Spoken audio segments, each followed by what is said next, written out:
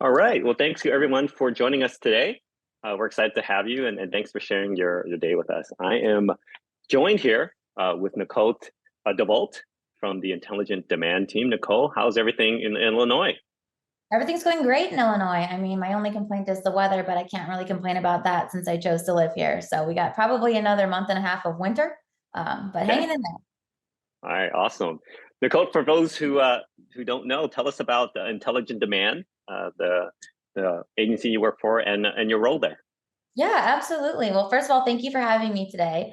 I'm happy to represent Intelligent Demand, which is a B2B revenue growth agency. And we understand that CMOs and now CROs and even CEOs and their teams, right, are under enormous pressure to grow and not only grow, but grow efficiently. So they can look to a partner like ID and they hire ID as their expert growth partner. And what we do is we align their tactics, their technology, and their people into a strategic growth strategy and a program that allows them to acquire, retain, and expand revenue with their best fitting customers and prospects, which I'm excited to talk about today. But really, we just All right. exist to help tame the complexity of modern B2B growth.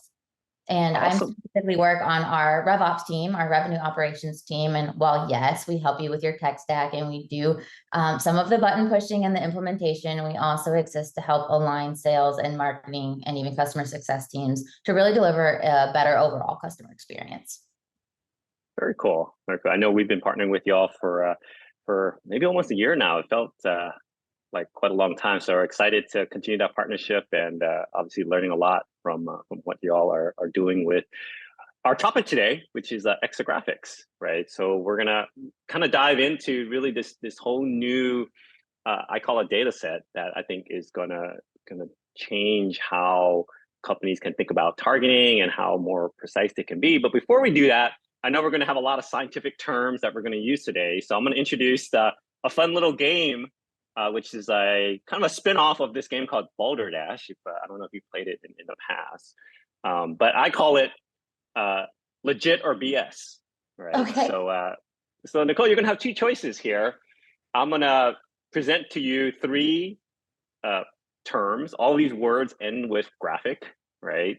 Since we're talking about exegraphic, I thought might as well keep with that whole theme of graphic. I'm going to present with you a word and the definition of the word. And your job is to detect whether it's a legit definition or you can call BS. Oh Right. no. Okay. Let's And do it. it's all right. So the first word, Nicole, I have for us is orthographic. Right. Again, the whole theme is words that end with the word or with the phrase graphic. So orthographic is the first word. And actually, this word is stems from one of my favorite words, which is orthogonal. Right. And I use it quite a bit in my conversations because it makes me sound very smart when I say orthogonal. And if you're familiar with the word orthogonal, it's about subjects or topics that are unrelated to each other. So the definition of orthographic is really the science behind how people debate different topics, right? Especially in the academic setting. I don't know if you did this in your debate class or you took debate, but there's kind of this whole kind of study around how people debate kind of different topics. So that's orthographic. So is that legit or is that BS? You sound convincing. I'm not familiar with the term, but I'm going to say that's legit. Oh, I got you. Oh, What? I'm getting good at this. I'm getting good at this. you're very So, convincing. oh, thank you so much. Thank you so much. It's actually close, but it's actually not around debating or anything of that nature. It's really just around the study of actually. There's two different meanings for it, but the main meaning for our orthographic is actually the study of a correct spelling. And how words are used in the correct sequence, right? And that's a whole different debate that we can get to a different day. All right, so now you're warmed up.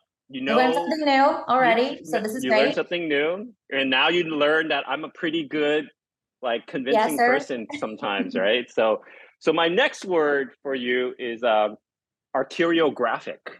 So again, the theme of a word ending in graphic, arteriographic. This was actually related back to my chemical engineering days. If my mom's listening, sorry, mom, I didn't become a chemical engineer. It just didn't happen. But arteriographic is very similar. I studied this in chemical engineering where we're looking for a way to detect cancer in the human body, right? So one of the ways to do it was we created a substance that would only get absorbed by cancer cells. And then we can shine like an X-ray at it, and then you can see specifically where the cancer cells exist within the human body, because only cancer cells would absorb this particular substance. Now, arteriographic is kind of a similar approach where they would inject a substance in your artery, and the whole point of it is the same idea. They can now shine an X-ray to see kind of where your arteries are, but more importantly, they can see where plaque exists and where there's maybe like blockages in your bloodstreams and all that kind of stuff. So that's arteriographic for you, Nicole. So is that legit or is that BS? I got burned on this last time, but I'm going to say that one is legit. Oh, very good. All right. You're 50% here, which means now the third one here, Nicole, is going to determine, right, whether you're going to do this or not here. So my last term for you, Nicole, is polarographic, right? Polarographic. So that is the term. And this one's actually pretty interesting as well because it's gotten a lot of more attention in the past years because of global warming, right? And polarographic is actually the study of climate warming at the poles of the Earth, right? So the North Pole and the South Pole, where there's lots of or large quantities of ice disappearing due to the warming climate.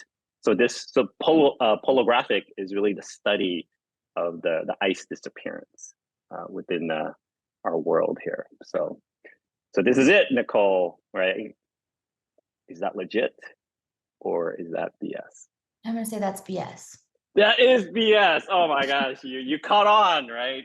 You finished strong, Nicole. So appreciate it. I hope I don't know if the audience played along, but I hope that kind of helped us get us warmed up here with this topic that we're going to talk about today, which is now another kind of heavy term called exegraphic, right? So Nicole, tell me your experience with exegraphic. I know this is a newer concept for folks out there. Love to kind of hear how you've experienced it, and for the most part, how it relates to how a company thinks about its ICP. So maybe we can tie those two together. Absolutely. I have so much to say about how we use exegraphics, but let's start with what they are, right? Let's take a big step back and just explain them. So exegraphic traits, I like to think of them as psychographic traits for B2C, but now for B2B. So instead of, those psychographic traits about an individual, it's traits about the business and how a business behaves. It's things like, are they early adopters of technology? Are they hiring a larger sales team? Are they expanding their marketing teams? How do they behave? So historically, when thinking about an ICP, when we ask our clients, what does your ideal client profile look like? We get a lot of firmographic answers, which is great. And it's a great place to start, right? We get answers like, well, their revenue size looks like this. They're in these geos, they're in these industries. And sometimes we even get technographics, like they are using this certain type of technology or specifically not using this type of technology. And that lets us dive a little bit deeper. But what exegraphics do is let us get a more complete picture and a more holistic view of the account. So when you look at just firmographics and even technographics, if you're looking at your entire prospect list, you might have tens of thousands of accounts that fit that profile. So then what do you do when you're doing something like an account-based play or an account-based campaign, and you need to narrow those down and say who's going to fit our ICP best and who looks just like our best customers, the ones that we would want to duplicate and clone out hundreds of times if we could, and that would be ideal. So a lot of times in the past, we've struggled with ways to narrow that down just based off of account, technographics or firmographics. Exactly. So this provides another layer and gives us a little bit more confidence in building our ICP. Yeah, no, that makes a lot of sense there. I imagine you've seen a lot of ICPs, Nicole, in your workings there. Like, tell us about some examples of ones that are done really well, right, versus ones that maybe you've seen gosh, you just knew right away that it just wasn't going to work out, right? Do you have some examples that you can share with us? Absolutely. I think it's more about just level setting a little bit. It's less about the ICP and more about when we start to prioritize these accounts, right? Mm, So if you have an ICP that's maybe not so specific and not so great, it's, hey, we're going after these industries, this revenue size, and this number of employees.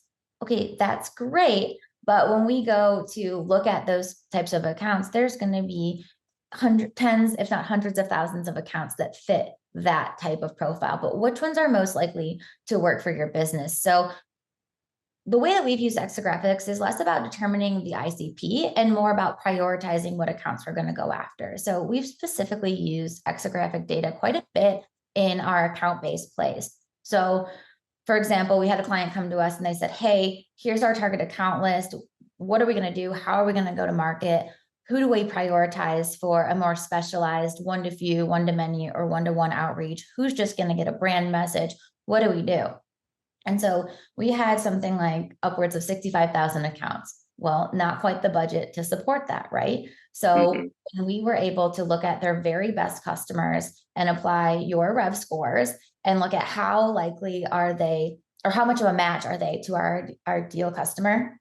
We were able to start to narrow down that list. And I think we got to something around 9 or 10,000.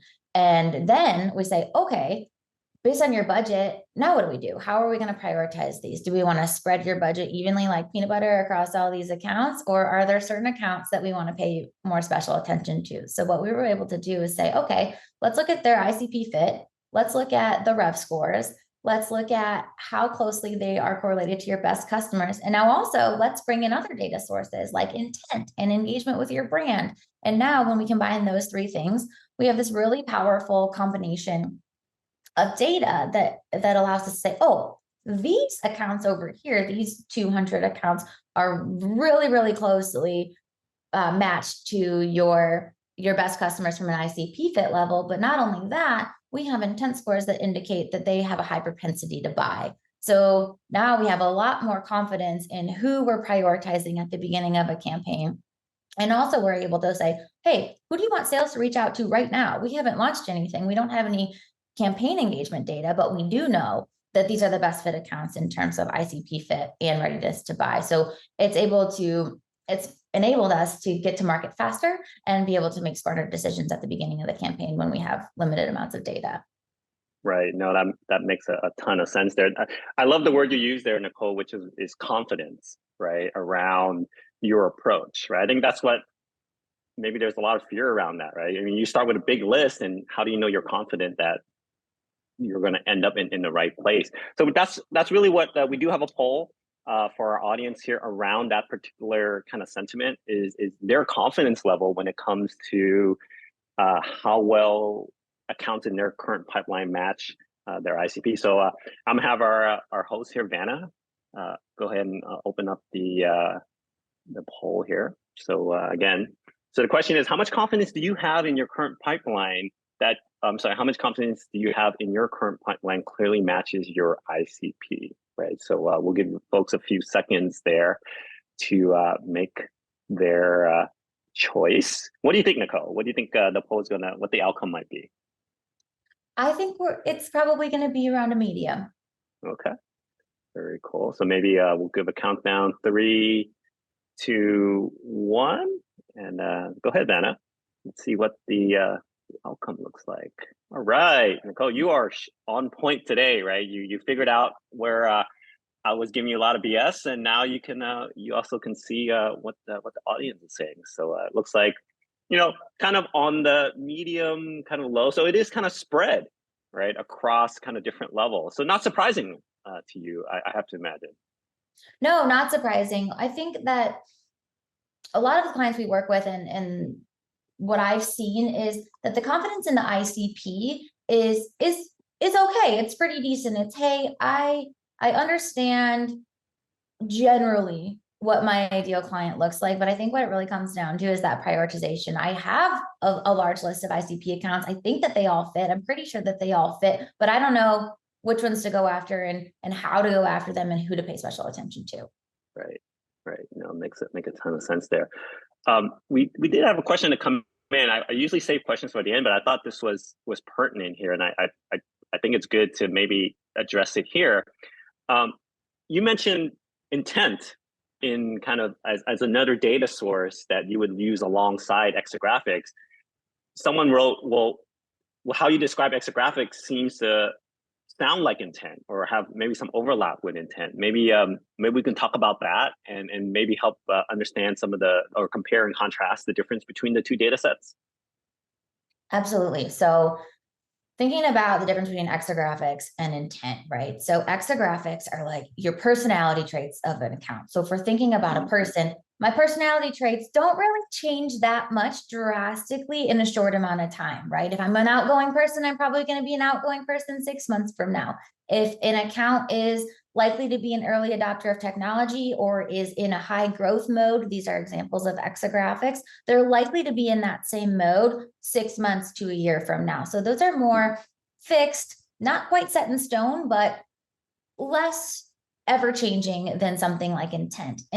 What intent does is it says, okay, what is this account interested in? What are they searching? What kind of articles are they reading? What are they looking for? Are they in market for something that I have to sell right now? So something like exographics, and I talked about those 3 different types of data that we've been combining to prioritize accounts, exographics, intent, and campaign engagement. So intent and campaign engagement are ever changing, and we're looking at those much more frequently than we are exographics. Exographics kind of set the bar for ICP fit. So when we look at maybe a sliding scale of ICP fit and intent, your ICP fit scale is going to change a lot less, and your exographic traits are going to change a lot less than your intent does. Does that make sense? Yeah, no, it certainly does. And for me, I like to describe it as giving you just another vantage point that maybe isn't quite visible right away, right? And the example I like to use is like almost every week I get some kind of advertisement from a real estate agent, right? Who's obviously trying to put themselves in a position if and when I decide to ever sell our home. What I find funny is that why me, right? Like I have no desire to sell my home anytime soon, yet they're still advertising to me. So when I think about that and how I think about intent and all that kind of stuff would be, well, sure, I live in a neighborhood that's somewhat desirable. So maybe they're just using that as a signal that says, well, I'm just going to blanket every homeowner in this area and use that as a way to target, right? And when I think about exographics, I think about, gosh, if they only knew certain things about me and maybe stuff that they can't see, for me, that's where kind of analogous to where exographics is. So for example, I have younger kids where they're not going to finish high school for probably another 6 years. So I'm probably not going to move until they finish high school versus if they knew that, hey, this household has a high school senior and they're the last kid in their household, then at least maybe they have a higher probability of potentially, well, once that kid finishes high school, goes off to college, maybe the parents might decide to downsize or something and have a higher probability of selling their home. If they knew maybe something like, oh, these guys are actually doing a lot of remodeling inside their house. You can't see it from the outside, but inside, they're fixing up their floors, they're remodeling their kitchen. Sounds like they're getting ready to maybe sell their home. So for me, exographics really allows you to uncover some of these things that are not visible right away, right? Intent is visible right away in many cases, right? Because they're either coming to your website, they're downloading, product sheets or white papers and all that kind of stuff. All that's visible, right? And I think exographics allows you to add this extra layer where, hey, I might not see things on the surface, but I'm able to use that information about companies to then help me understand now they're a good fit because of the following characteristics. So I don't know if that helps. I don't know if that's a good analogy, but it seems to work. I like that analogy. And if you think about it, it's, they're using the way of targeting that we've historically used, right? The cost of your home, your age, things like that they're using to target you. So you probably look like a great ICP fit, right? Right. But if we were to think of an exographic for that example, maybe you're resistant to change for whatever reason that is. I'm making this up. I'm not saying that you are. But those are the kinds of things that we can uncover. And Yeah. even if you were an ICP fit, I could see how you would get this blanket advertisement, are you ready to sell your home? But then when you layer on intent data, if you started researching realtors in my area, how to sell my house, renovations to sell, those sort of things, that's when the intent data come in and we can say, okay, Yeah. now you have an ICP fit and intent data. Let's move you down the funnel and throw a few more marketing dollars towards you because we think That's you're right. closer to being ready to buy. Awesome. No, that's great there. So let's kind of move along the funnel, right? So we talked about using exographics to determine fit, and that's going to help really establish a higher confidence in the list, right? Whether it's your ABM or your target account list. And you mentioned going from, I remember I think something like 65,000 down to like a few thousand, right? Which is awesome, right? I think every company in this current economy wants to really have a high focus on the right kinds of accounts. And then you mentioned the prioritization as well, right? Which is, okay, now I know that this is the best set. How can Exegraphics help with the next step in the funnel process, right? Now you've identified your accounts. Now it's ready to go and do the outreach and start to engage. How have you seen Exegraphics kind of help you inform that part of kind of of a sales motion for your clients? Yeah, so I think it all comes down to a common theme here, which I know that many of us struggle with in our roles is limited resources, right? So how Mm-hmm. can we use this data to help the resources that we do have prioritize their time effectively, right? So in Yeah. some of those down funnel conversations, we've been able to use exographics to help sales teams get some of their discovery out of the way. They don't have to get on a phone call to uncover some of these things that normally aren't seen that we're able to see through exographics. And one example of that is marketing maturity. At our agency, we like to look for clients with a certain level of marketing maturity. And that's something that historically we've had to have a discovery call for, and certainly we still will in cases, but it helps our sales team determine, where is the marketing maturity of this account before ever even getting on the phone. And even if it's not, set in stone, it's directional, right? So directionally, we can use certain exographic traits to help determine the level of marketing maturity before ever reaching out. Yeah, no, that makes a lot of sense. On our side here at Rev, we're leveraging exographics to essentially determine the talk track, right? Because we know, and as you know, there's different personas that you talk to in your sales cycle and different kinds of companies as well that we target.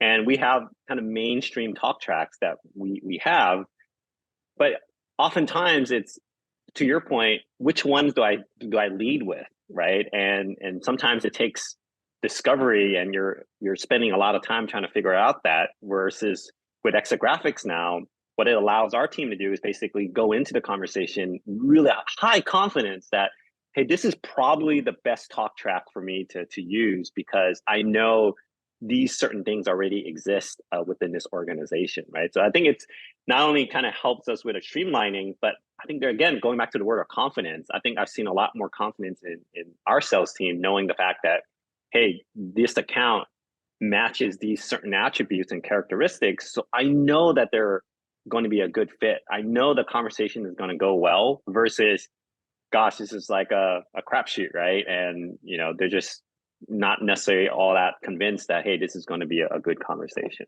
So I've seen that happen quite a bit on our particular side. Yeah, Um, yeah, go ahead. I wanted to mention one more thing in the confidence in Yeah, the sales team. I think that's absolutely right, down funnel, but I want to take just a minute to go back to top of sure. funnel accounts and the confidence in the sales team and what exographics can do for that. We've seen exographics and this whole process of account selection being able to really bring sales and marketing teams together to get on the same page about what accounts we're going after. Because historically, you have marketing teams pick certain accounts for certain reasons, and sales teams pick certain accounts for certain reasons. And being able to provide that data to the sales team and say, hey, you picked this list of, let's make it up, 50 accounts. And that's great. I understand that you have your reasons for that, and we're going to go after that. But let me just show you real quick that this is what the exographic traits look like. This is what their intent looks like. And we can provide much more data so that they have more resources to pick their accounts as well and say, hey, out of these 50, 25% of them have a really low rev score and they don't ideally look like these clients that you've personally historically closed in the past. Here's a list of ones that do. Do you want to rethink it? Do you not? But at least it opens up that conversation and gives them another data point to be confident in the accounts that they're hand selecting as well. Yeah, no, that's a really great point, and we're seeing a lot of that now. Obviously, with the RevOps function, right? I think when we talk to folks like yourself who oversee RevOps and participate in RevOps, a lot of their responsibility is around alignment, right, of their targeting, right? So to your point, in a previous world, you would have each department picking their own list because they feel like they know their ICP better, right, than the other department, right? And obviously there's fun conversations that happen there, but I think nowadays with the emergence of RevOps, I think now it's being housed under one department where, hey, we should have alignment on how we think about targeting. We should actually share targeting account lists so that marketing, hey, we're going to provide the air cover and the initial warm up. Sales, you're going to be focused on the same kinds of accounts because we know that this is the best fit for us, right? So there's no longer this kind of, hey, why did this account come over? Or why did you, whatever. It's more of, hey, we get it, right? We know why this account exists. We can see the exographics. We can see the intent. We can see all the reasons. And I think it's more harmonious, I guess. Is the right word to Absolutely. say. It absolutely is. And when we're aligned on a target account list, especially for an account-based campaign or an account-based play, then there's less of this handoff between marketing and sales. That's and we'll right. eliminate that word from sales and marketing teams' vocabulary. And it's less about, hey, we're going to go do these things. Marketing's going to go do these things. We're going to hand it off to you, sales. Now you take the ball and run with it. And it's more of, what are we going to do at the same time, harmoniously together? What activities are we going to do at each point in the customer life cycle to work together to get them to the next phase? And while marketing may take the lead at some point and sales may take the lead at another point, there's always this continuous parallel path that they're on. Yeah, no, makes good sense here. Believe it or not, Nicole, we're kind of running on time here toward the end. So I actually do want to look to see if there's questions for folks who are joining us today. There is a QA section that allows you to put in questions for us. And this is an interesting question, Nicole, that someone just popped in there. What are some common misuses of exegraphic data that we should keep in mind or watch out for? This is almost a first for me in terms of the other side of it. Any initial thoughts on common misuses of exegraphic data or how, some dangers about it? Yeah, putting me on the spot just a little bit, but Yeah. I think one thing that comes to mind is that when we're looking at exegraphic traits and specifically working with Rev, the Rev score is a combination of something like 500 different exegraphic traits that come together to create one score to say, build a model and say how likely is, or how much is this account like your best account. I think what happens is, and one thing that could be something to look out for is picking those apart and looking at them individually. So I like to do this when I look at, okay, what are the top 5 things that are contributing to this model? What do I want to look for? But you always have to keep in back in mind that you do know your ICP and you kind of know what your customers are like. And this is additional data to help you. So don't pull out one thing and say, oh, okay, well, it's showing that my best customers are, early adopters of technology. Well, if that contradicts what you're trying to sell, then that doesn't really make sense, right? So don't look at one specific exegraphic trait or 1 or 2 specific exegraphic traits and prioritize just on that. It really is more beneficial when you look at them holistically. Yeah, that is terrific. That will be my approach as well. Is for folks who are not familiar with what we do here at Rev and around exegraphics, it is around having a comprehensive model that looks at, like you mentioned, hundreds of different aspects in order to build out that lookalike. You can do, it would just take a heck of a long time if you did it manually, right? And what we're trying to do here is replicate kind of all the pattern matching that you would normally do manually, but using AI to kind of find all those patterns for us. So you're absolutely right. If you just kind of have very tunnel focus on one specific exegraphic, it could lead you astray, right? Which is, again, why, to your point, we recommend looking at sets of them. And obviously the Rev score is now looking at the entire set all together at once to do that. Nicole, this has been a fantastic conversation. Hopefully it's been educational for the folks who are joining us. For folks who are interested in what you guys are doing at Intelligent Demand, and specifically, if they wanted to reach out, Nicole, and speak further with you, how should they do that? Yeah, absolutely. You can find Intelligent Demand online at intelligentdemand.com. There's a contact us form there. Feel free to fill that out. Or if you have specific questions about what we talked about today, I'd be happy to chat. You can find me on LinkedIn.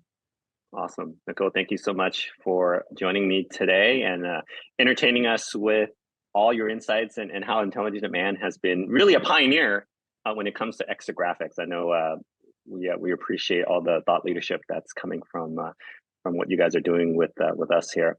For other folks who are interested in what we're doing here at Rev, you can find us at getrev.ai. Happy to walk you through how we create exographics. We also have a custom exographics engine for those who have a specific need around a specific characteristic that they're looking for. We're happy to kind of show you how that all gets done as well. Thanks again for joining us. Nicole, thank you so much, and stay warm out there in Illinois. And we hope that you'll join us on a future webinar.